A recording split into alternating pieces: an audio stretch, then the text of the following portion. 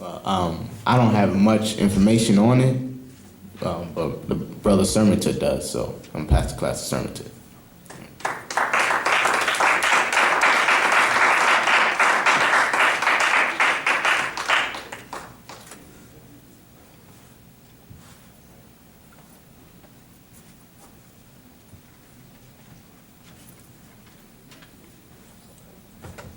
How you doing, brother? All right, now, can you please say your question again? What were you asking? You were asking about the seven seal, but what were you? Just how everything comes about for the time that it's going to be open. The time that it's going to be open. All right. In 1970, officially is when our master teacher, Pt.2 Yannun, explained that that was that time for that seventh seal to be open. And with that, many of the unanswered questions were able to be answered at that point in time. During that period in time is where we came in and we were asking questions dealing with religion and things of that nature. And he said that when he first came in 1967, we had to get Wu-nuwaupu, right? He came with what's called the nine ball, or get from behind the nine ball. And with that, we weren't ready for that. We had to ask, we were still coming to him asking him questions about, well, was Jesus black, and all of these other different things like that. So he had to take his time and go backwards and feed us what we wanted at that time. So that seal being open, all of those questions that couldn't have been answered at that time, he came, opened that seal, and with that, the questions were able to be answered. And he answered it through those schools and religion. So the seal, that seventh seal, was already open. And with that first 30 years from 1970 to 2000, where the end of the 6,000-year rule came about, now we're into what we call the hereafter. So if you're asking about whether or not that seventh seal was already open, it has been open. And now we're here after the devil's rule has been, it's up, it's over for it. So is that going to your question? Is that answering the question about when the seventh seal was open? Yeah, because you said that hereafter, you're saying hereafter the 6,000-year rule of six ether forces, and the embodiment of that six ether force being your Europeans, and the sixth mind, or the religious mind frame of being faith rather than, as my brother explained earlier, fate. You understand? Where people were going by za'amat, or religion opinions, rather than by going by the facts, which is what Wu-nuwaupu brings. We bring the facts, or he brings the facts. We share what's been given to us by way of Pt.2 Yannun, by way of Wu-nuwaupu. how many seals are there? Those seven seals are the ones that are open, or that's open now. So that seven seal is open. If there's more seals to be open or what have you, then he's going to go further and explain that. I don't have an answer for how many seals there are. Okay? Go ahead, brother. I'm not sure if you just explained it or not, but what are the seven seals? The seven seals, as far as I can recollect at this moment, was explaining how we did not have answers for these particular religious questions and things of that nature. So he came being able to answer that which nobody else could have answered at that point in time. Okay? I think maybe he's trying to clarify what each seal, what happened at which point in time. I understand. At this point, I don't have any more information to be able to go further with you on that at the moment. But what we can do is make sure that we go and do more research if there's any for us to get, so that we can tell exactly what each seal may have been at that point in time. You follow? Yeah. All right. Go ahead, brother. At one point, Dr. Wildfire, New York, he stepped into, what he was saying was, we went to Christianity and things of nature. Why did they change the different schools? Why do we change the different schools? Yeah. The master explained. The master explained that we had to go through the religions. It's funny that you would ask that because religion in and of itself that connects to our people, being the religions coming out of Mesopotamia or Abrahamism, being your Judaism, your Christism, or your Mosesism, and your Islamism. Really, each one of those are all the same. But with us, he came in, and this is how much he showed his love for us. He had to come in and teach us to walk through each one of those schools. because that would be the only way that we would be able to reach our people, being that you can't go into somebody's house and say, hey, look, being a Christian isn't right for you, you know, and unless you can feel what they felt being that, and you've already been there, done that, and then been able to prove to yourself that what they're trying to tell you is 100% the truth is not such. So he had to take the time and form the schools so that we would be able to get that in us, so that we would be able to build up an immunity against that ignorance or religious ignorance. So what makes us different from the rest of the other religions? What makes us different? Yeah, what makes Wu-nuwaupu? What makes Nuwaupians different? Yeah. One, as he's taught us before, and as we've gotten to this point, he's bred us and he's raised us to this point to where we don't believe. That's what my brother said in his opening of this entire class. But as we were taught, don't believe us, you know, check it out. The difference is it puts us, I just had a conversation with somebody on this 2 days ago. The difference with us as Nuwaupians is that we won't believe what anybody has to say anymore just based on them saying it, and we say, okay, we're going to accept that as being, you know, fact. We don't do that. What we do is we say we take the responsibility to make sure that instead of us saying, okay, as a Christian, I was raised to where if something good happens to me, thank God. You know, if something bad happened to me, the devil is a lie, right? As a Nuwaupian, we understand that you are the center of your own universe. You are in more control of what happens to you than you know. Just like a person can be smoking, right? And they're thinking, hey, I'm having a good time, what have you, what have you. Then later on in life, they get lung cancer and then they say, oh, the devil's trying to take me out. We understand as Nuwaupians dealing with right knowledge, you know, we get to a point from right knowledge to right wisdom to right understanding that leads us to that sound right reasoning. We reason out by faith rather than just blind faith that we are the ones who have everything to do with what happens to us. There's a cause and then there's an effect.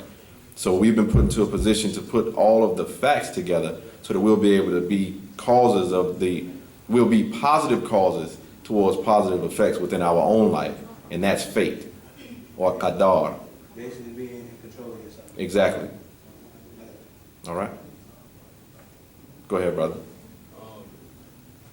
I noticed that there are a lot of, books, a lot of things that you actually refer to. Mm-hmm. All the pictures in the books accurate? Are the pictures in the books accurate? Which pictures are we talking about? Are we talking about characters when you're talking about pictures? Are you talking about diagrams when you're talking about pictures? Pictures of the people Mm-hmm. in general.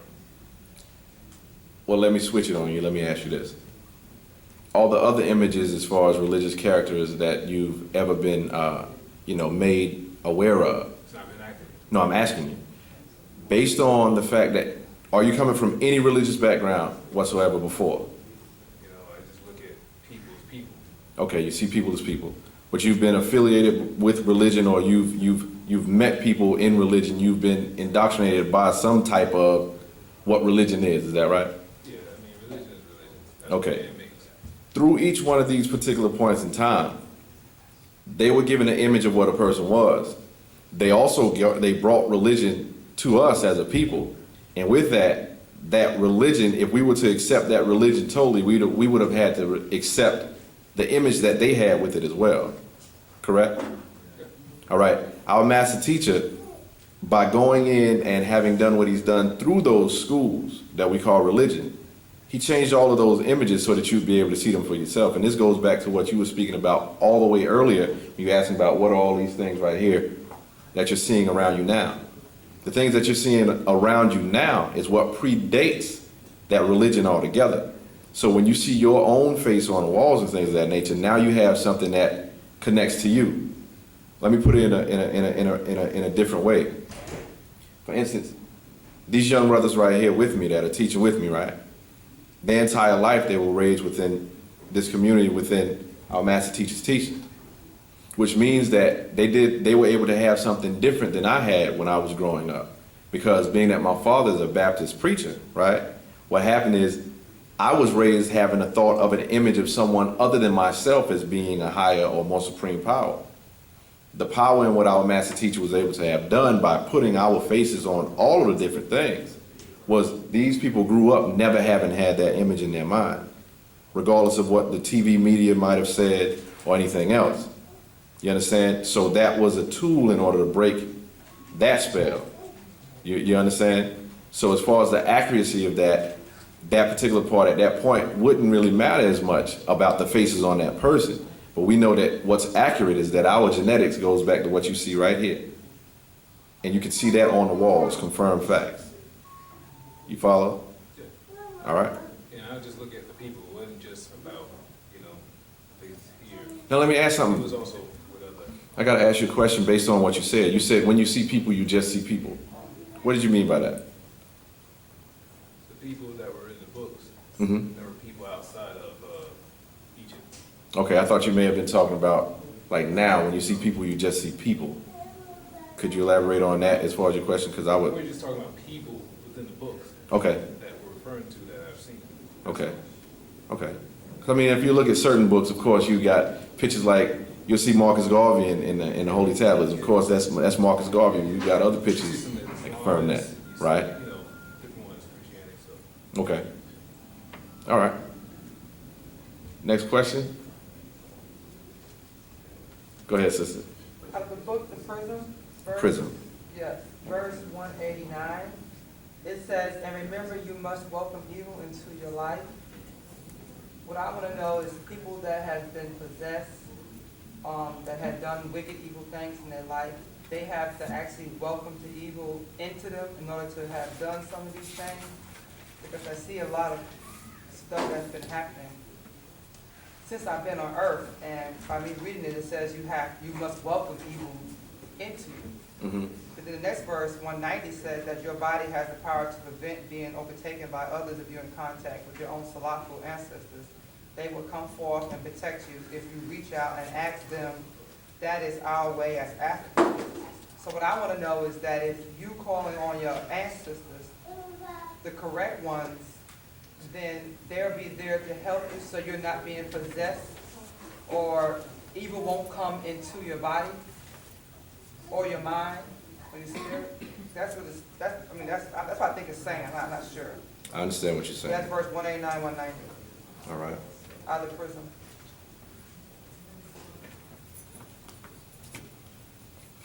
Now, the one thing is when you're saying the word invite, right, or welcome, right? When you're saying welcome, it's not like somebody's putting a mat out so much to say, hey, I want evil to come into me, right? As the master teacher has explained to us before, you have an aura around your body, right? Kind of like the story when you talked about Cain's countenance falling and things of that nature, right? What happens is as that aura begins to change color or vibratory frequency based on your emotion, what it does is it attracts these lower force beings that vibrate on that same frequency. So that in and of itself becomes something to welcome them in. It also goes into what you were speaking about earlier about taking certain things into your body as far as food. You were here for the update on Tuesday, were you not? Yes. Remember in the update here on Tuesday, it was also explained that they're wanting to basically feed us all of these processed foods of a lower vibratory frequency and things of that nature, just so that it will bring us down to their level and things of that nature. So you're welcoming them, right? But you're doing it a lot of times unknowingly, unless, as my brother explained earlier, you know that you shouldn't do that or what have you, but then you decide, okay, I know I shouldn't eat this, but I'm gonna go ahead and do it anyway. But then you become responsible for what happened. But here if you go to a conscious being, this also goes to it a little bit, where it's talking about the mental states here. Verse 67, it says, as one descends through the field, gravity increases, dragging down thought into separateness, allowing for the development of individual consciousness, choice, will, and easy access by the demon forces who dwell on the lowest levels, waiting to step into their khatat bodies, take over their akalat minds, use their emotions. Then once they cause them to do something or say the wrong thing, they move on to the next shakas person. That's that inner voice that leads many to their death or to fight and even kill that they walk in. And many fights between lovers are caused by these lower level beings. Also, when you refer to the actual fact called is Egyptian ontology and mythology, in there it refers to there being a third party being able to be used. You mentioned it earlier when you said calling on our ancestors, right? The third party, here it says in verse 111, and again, for those who didn't catch it the first time, it's actual fact number 30, is Egyptian ontology and mythology. It says, you all try so very hard to affect other people in some way. If they disagree with you or what you have to offer, does that make you or them evil? Not at all. That's merely an event created out of itself. And as thoughts and ideas exist purely on a spiritual abode from mental to mind, which becomes mind, M-I-N-E. That's the individual thought, which we was talking about right here in Pt.2 just now when it says the separateness or individual consciousness, right? All right. It says, which becomes mine or my thoughts or thinking. It's open up to other spirit forces that may come in on that vibration and take control of the situation to cause conflict. Feeding the forces. That's because of the number 3, or the third person or being, influence, that which exists as indelible association between cause and effect, which as a single force can have effect of the two. Also, this can be an action, emotion, or event. So through namus, prayer, and ranum, chanting, you can channel and direct positive thinking, which can affect the outcome on both the spiritual and physical abodes. Again, a single action or third action affecting the outcome of 2 other causes change the cause of future events. We ancient Egyptians took control of powers as 3 forces. Then it has Hu, Saya, and Hika. The power of positive thinking and its effects on the physical world and living things. To think and direct actions can be successful or symbol inscriptions. We use Hika powers in the form of art, jewels, amulets, and prayer beads. We were wearing them all the time in the form of signs, symbols, seals. And if given a personal seal by the Natharu, it became us and a light to his soul. So in answering the question as far as inviting, yes, you can indeed do the prayers and things that will protect you from these things, because that's raising your vibratorial frequency as well. But whenever you lower yourself down to these lower forces frequency, that in and of itself means you're now vibrating on the same tone as them. And by doing that, you're welcoming them. Does that answer your question? Good to go. All right. Answer. I thought for what? Go ahead, brother. I had a question about the artificial music. All right, in as much as the updates that have been coming down, the artificial music, what you were just speaking about, the artificial foods, I think it was something in relation to the HARP project, and how these different things affect the psychic self-defense, and opening people up to basically be turned on and off by the for lack of a better word, the zombie switch. You know what I'm saying? Because if I remember correctly, it was one of the updates that Pt.2 had explained that a lot of the turmoil that was going on at a specific point in time, like the civil wars and stuff that was going on, was at a specific parallel. And he was just saying that it was like in one area, you know, in Egypt, it was turmoil going on in Egypt, it was turmoil going on in a bunch of countries around that same area. And that was because the HARP project had been focused on that area. Now, if I heard it, if I understood it right. But nonetheless, I still want to get you could expound on what they were talking about at first, about like the artificial music, artificial food, and how they affect the psychic self-defense. What the master teacher explained to us is that anything that we take into our bodies becomes chemical, right? Whether it be foods, whether it be what you watch, that being light, charged particles, photons, what have you. It be sounds coming by way of being phonons or what have you. Once they come into your body or what have you, they can change your frequency. That means it'll change the way that you think as well.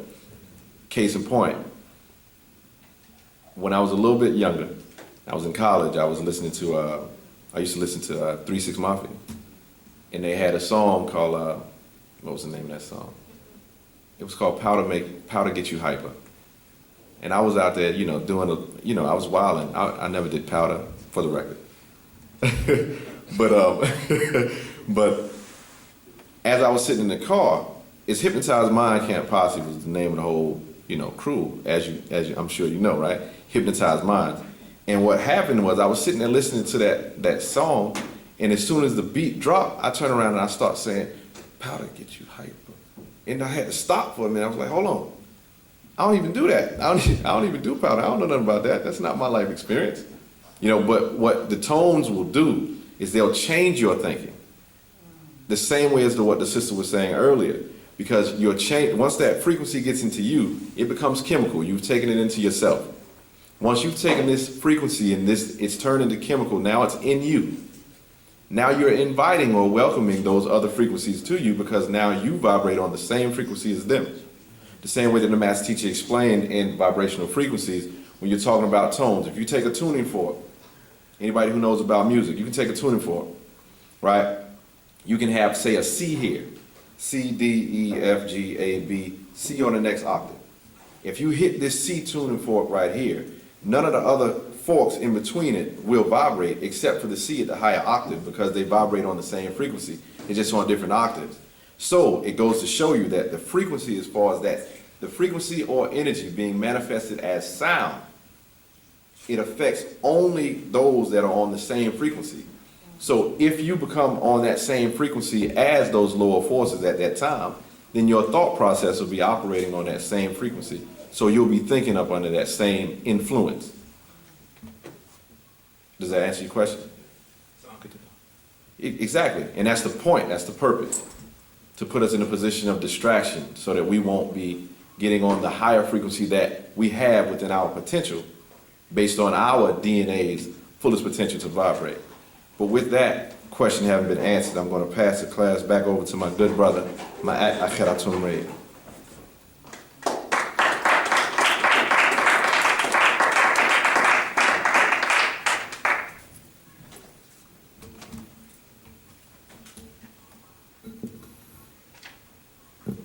Okay, Hatep. Before I address the next question, a brother asked earlier about the three stages of triple darkness. We've finally found it, and I'm going to go ahead and quote it from the Holy Tablets, or Paqadut Lohat. And this is coming from, it's like made for short people. This is coming from chapter 1, the creation, and it starts, I'm going to start from verse 14. Original or primary creation. From primus first before the lightest atom, hydrogen energies existed as a form of energy, existing in the form of gases, 9 levels of them, from quarks to biaps to zeeds or zeals, referred to as subatomic energy. Before weight or the sum of any weight, registering as nothingness, yet existing, being lighter than the first form of existence, hydrogen, secondary creation, or evolutionary creation, the evolving of atoms to cells, to organisms, to bodies, and atoms to cells, to organisms, to bodies, and tertiary creation from third or ghostational creation, the breath of life, the living soul, the existent conscious being. Primary creation was performed by 9 ether beings, simply Etherians, whose science is Wu-nuwaupu. 9 ether represents birth, conception, as in 9, and birth, or the sum total of numbers. There are no numbers actually higher than the 9. Wu-nuwaupu means to convey a message that results in sound, right reasoning.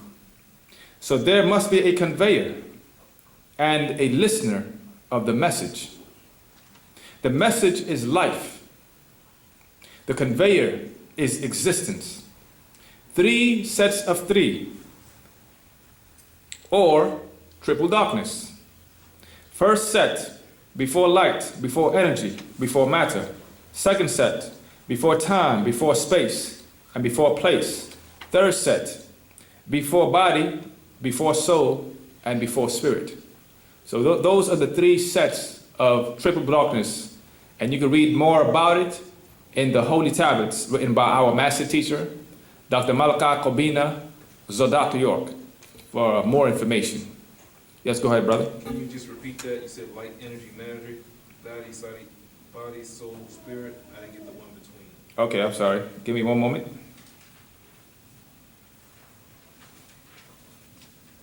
Okay. Are you talking about when I was talking about the 3, secondary, primary? Okay. I'm going to start from primary. Primary creation. Okay, right there. Before the lightest atom, hydrogen existed as a form of energy, existing in the form of gases. 9 levels of them, from quarks to biaps to zeals, referred to as subatomic energy, before weight, or the sum of any weight, registering as nothingness, yet existing, being lighter than the first form of existence, hydrogen.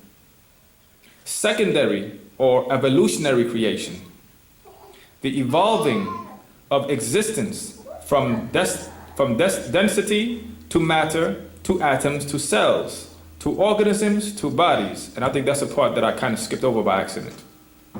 And tertiary third, ghostational creation, the breath of life, the living soul, the existence, conscious being.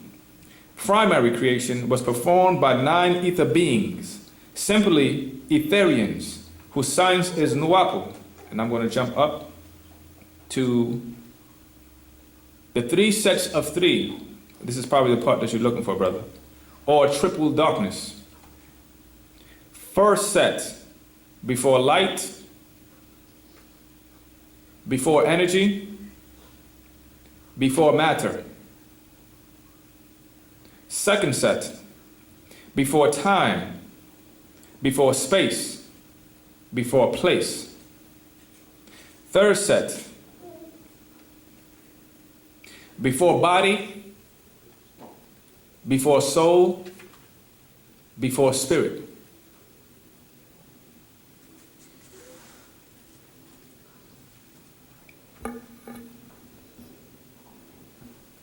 So at this time, I'm opening it up for questions. If anybody else have any questions at this time, feel free to ask.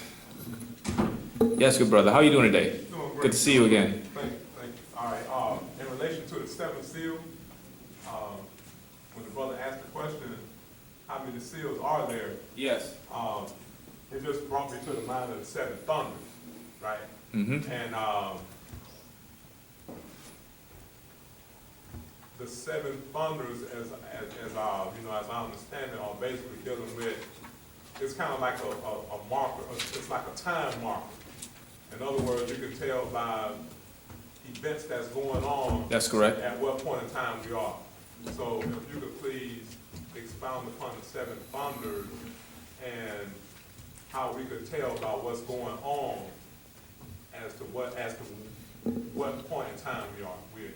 Okay. I don't have the correct document before me to really go into each detail of each thunder. All right. Our good brother is going to try to find exactly the 7 thunders, but we know the 7 thunders are really the 7 markers that marks the end time that we're living in.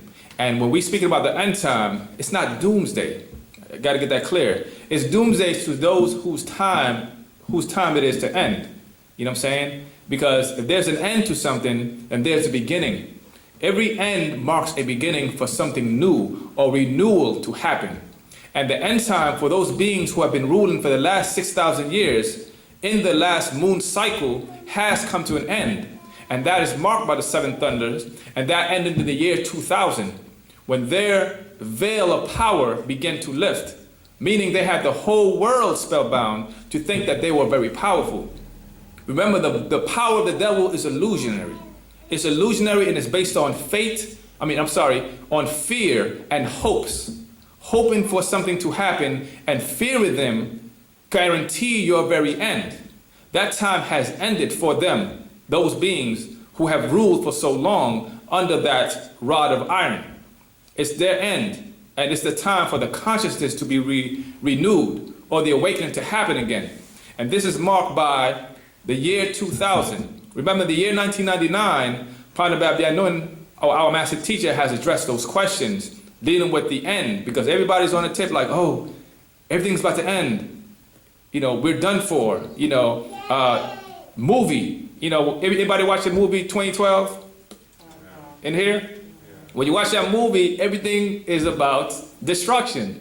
The guy's driving and the earth blows up and there's a volcano here and the tree just flies out of nowhere. And, the craziest part was when the train was just in midair and crashing into this. It's all based on fear, because our minds bring into a reality based on fear. But the fact is, there are calamities happening and are still happening. You know what I'm saying? This year alone was the highest record for earthquake within a small span of time, right? But it's not our end. It's our beginning. The children of nature's time is to resurrect or to wake up again. Those who are not on the side of nature, they got to go. This fake world that they kept going for so long and us keeping it alive, it has to go. And this is the job of our master teacher, to wake us up and bring us into the full power of who and what we are. And that starts with having the full knowledge of who and what we are first, because we know knowledge is power. And it takes the right knowledge to make that happen. So those calamities has been markings of when this time is going to happen. We have to watch the signs in the heavens, the stars. And how do you watch the signs of heavens? You have to know the motions of the moon and the planet Earth and the sun and know what's happening. At one point in time, we were in tune with that at will. But because the veil was put over our eyes and we weren't able to see, someone has to be prepared and to be sent so we can be able to see those markers. The opening of the seventh seal was the marker to say it's time for us to know again. And that happened, like the brother mentioned earlier, the year 1970, when we began to question again. You have to remember, we didn't question. We didn't dare question. We just sat there and digested this with no problem. Just have faith and belief and hope that Jesus will come. You understand? And this is the same doctrine that the slave master gave us to keep us in a suppressive state of mind. Let's hope for a better tomorrow. You know what I'm saying? That's not how nature works. Nothing in nature, have you ever seen a ant pray? Ant get up in the morning and pray to Jesus and say, hey, bring me some food today. You have people in different parts of the world, they chant and hope a peanut butter jelly sandwich will just appear to them.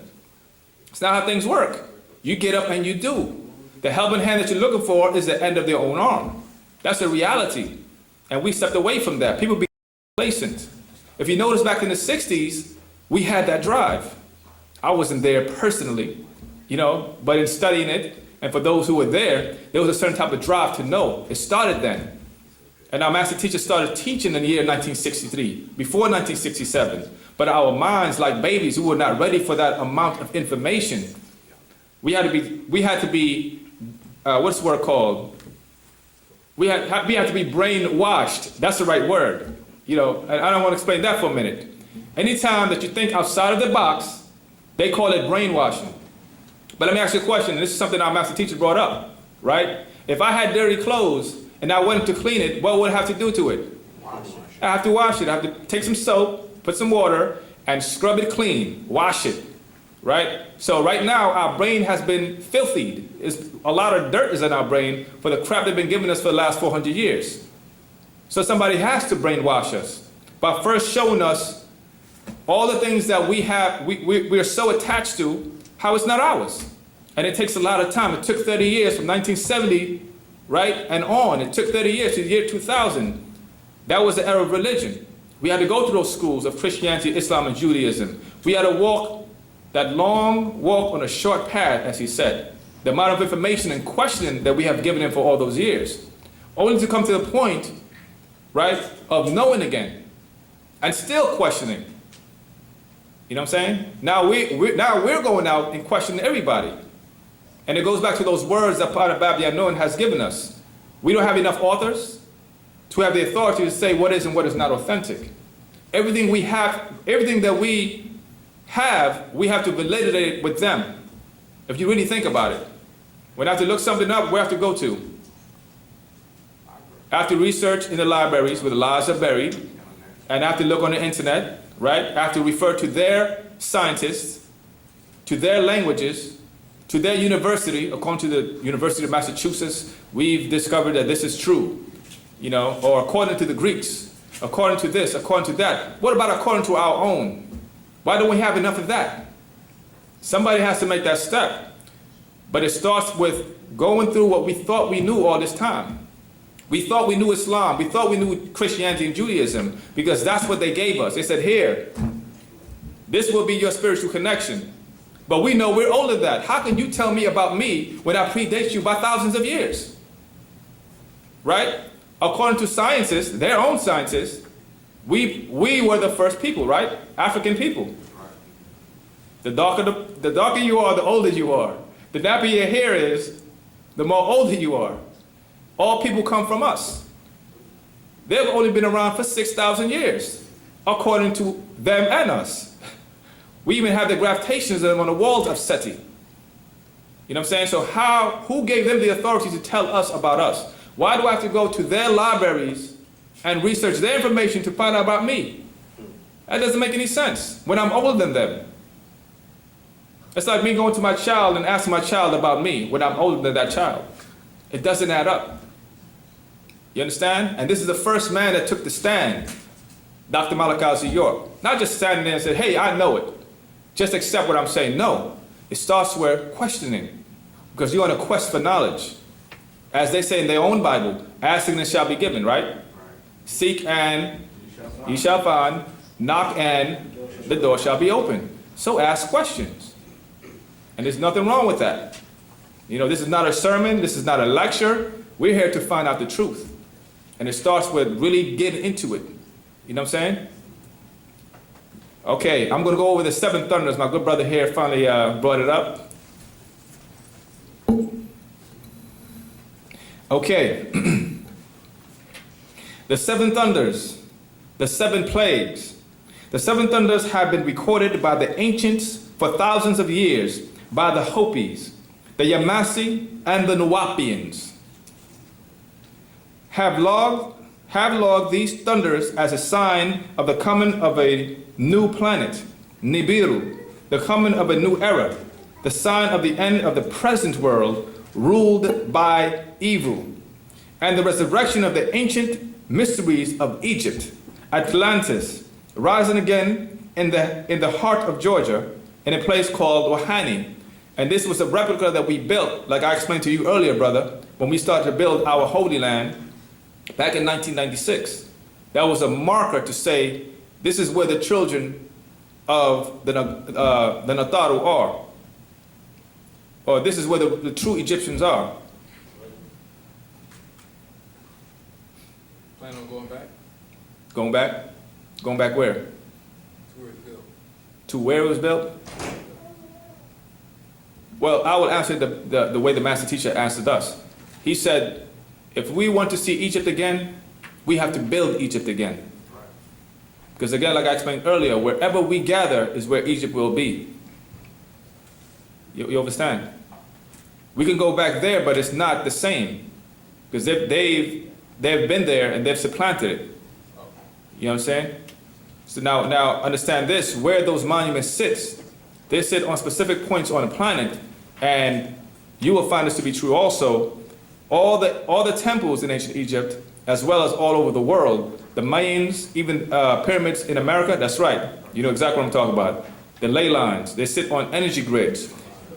That's right. And the last time 25,000 years ago, those grids were activated. When that shift took place, those grid was thrown off its axis.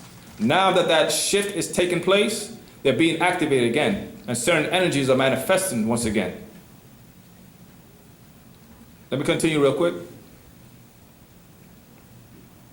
These signs are the signs of the times recorded by the ancient Nataru of ancient Egypt and passed down through time. They are called the thunders or the plagues. First thunders, much starvation, sicknesses, starving children, homelessness, and diseases.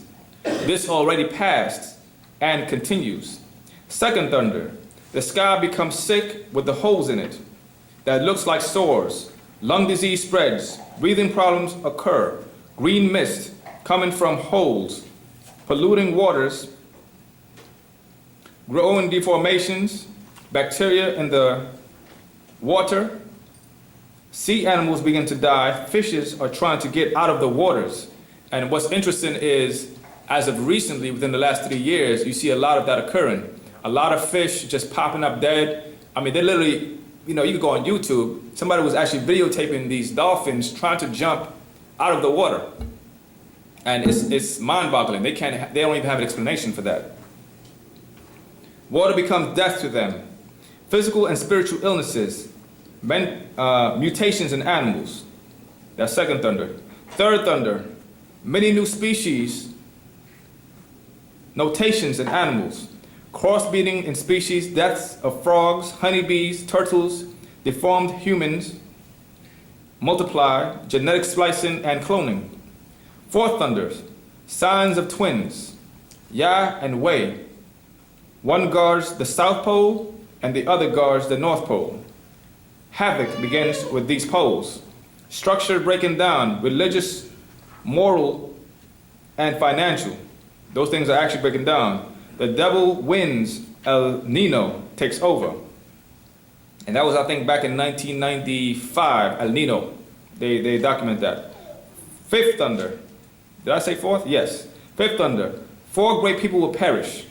Floods, lightning, storms, tornadoes, landslides, hurricanes, hail, the summer, forest fires, children killing children killing their parents, rampant insanity and murders, and the upsurge in drug addiction and demonic revival, parading themselves as righteous.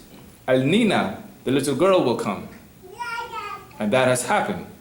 Sixth thunder, change occur, the star people return. Sign in the skies, new planets, new galaxies, meteorite storms, climatic alterations, global warming, spiritual revivals, presence of divine, disregard and disrespect for world government, leadership, politics. Seventh thunder, the end of the world as you know it, the year 2030. And this book that this is recorded in was published in 1996 by our master teacher, Pt.2 Yanun. It's called The Holy Tablish. And this was actually revised twice. The second revision was when we were in the school of Sumer. We was learning a lot about the Anunnaki and the ancient Sumerians and what they recorded. And then the final revision has yet to come. And good brother, I hope that answered your question. Okay. Anyone else have a question? Yes, brother. Hold on.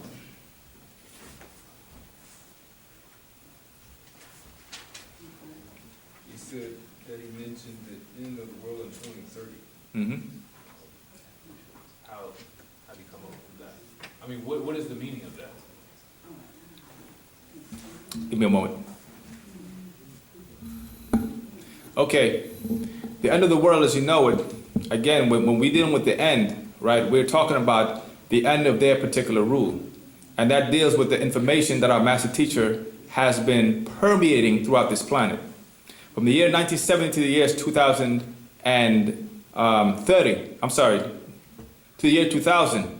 that was the first half an hour or 30 years in which he gave us information in the form of right Christianity, right Islam, and right Judaism. or the 3 schools that we went through. You know what I'm saying? Learn them in their pristine purity as they were revealed. The second 30 years, from the year 2000 to 2030, is the era of outformation, when the outformation, I don't want to say information, when the knowledge that is being revealed now cannot be confirmed in this format. Meaning this, right? 2 words, you have out and you have in. Information are things that can be confirmed here. You know what I'm saying? I'm researching, I'm looking into Islam, I'm looking into Christianity, I'm finding this and I'm finding that, I'm looking into the languages, I'm doing all these things based upon the information that was given. Information cannot be confirmed. When I say confirmed here, meaning that you're going to have a hard time really finding it. You start to realize, I'm sorry? There won't be no books. No, they're in the forms of books. You can relate to them, but the point is, right, you will not be going to them for confirmation anymore. It's going back to what I was saying earlier. You know what I'm saying? You're no longer confirmed by them, by what they say and their standards. Because as long as your information, they control what you are into. You know what I'm saying? I don't want to confuse you too much, but you have information. Okay, imagine this right here as information. You ever heard the expression, there's nothing new under the sun? Okay, there is nothing new under the sun. But what about beyond the sun?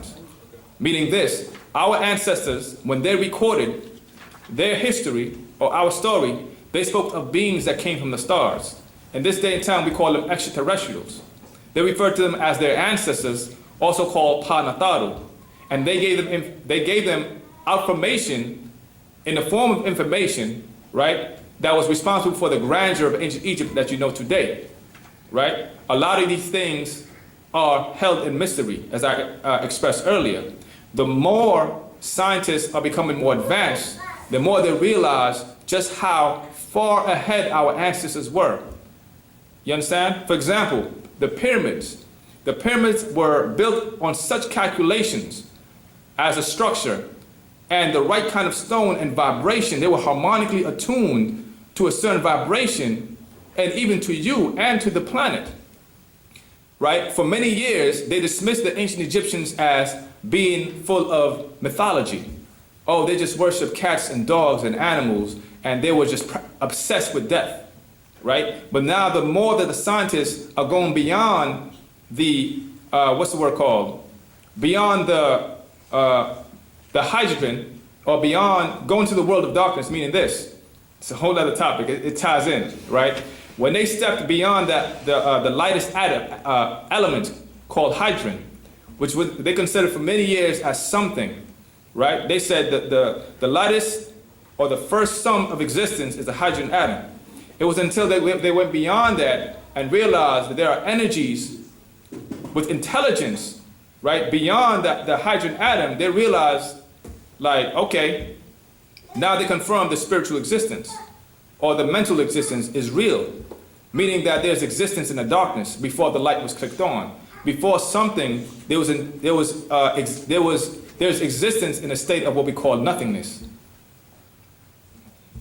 Let me do this. Can you write on the board?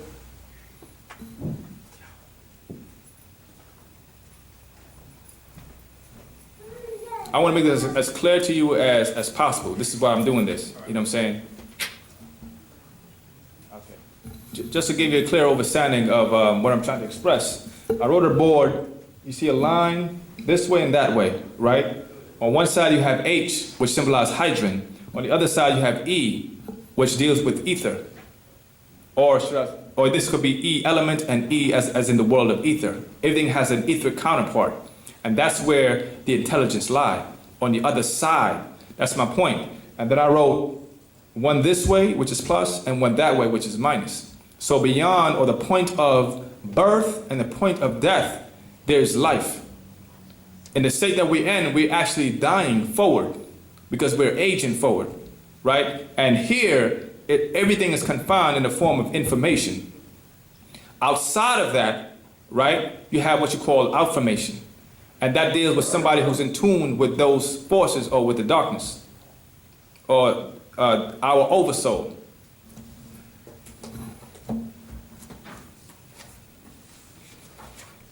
If you have any more questions on that, just go ahead and ask, because I want to make it as clear as possible.